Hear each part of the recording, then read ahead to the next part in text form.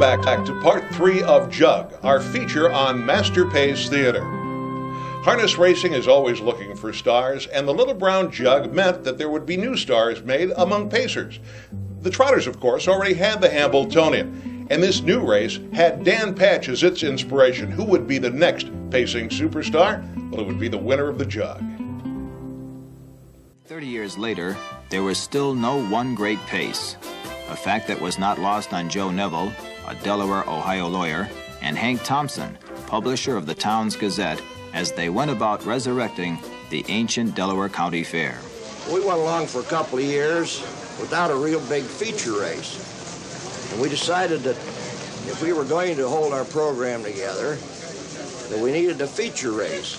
Well, at that time, of course, there was a Hambletonian for the 3-year-old trotters, a fox stake for the 2-year-old pacers, but there really wasn't a big race for 3-year-old pacers anywhere in the country.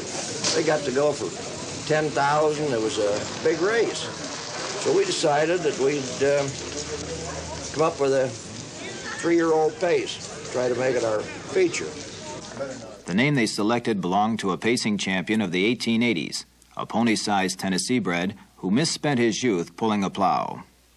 The name Little Brown Jug was submitted by a fellow Ohioan, a man by the name of Major Lanning Parsons from Mount Vernon.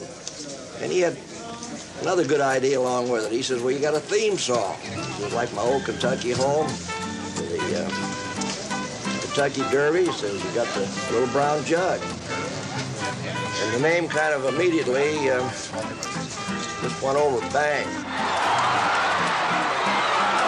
The first Jug was raced in 1946 for a purse of $35,000. The winner, after 4 grueling heats, was Ensign Hanover. The winning driver, Curly Smart, also happened to be the track superintendent. Smart won again in 1952 with Meadow Rice, but it wasn't until '65 that he performed what local folks call the Miracle of Delaware. As Jug Day dawned, the track looked like this. It was just too miserable for horses, and here I am wet clear to my fanny now, you know.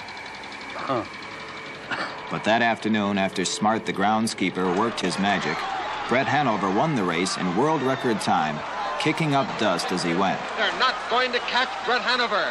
He has 2.5 lengths on Tuxedo as they come to the wire. It is Brett Hanover. That's Smart, the driver, finishing second.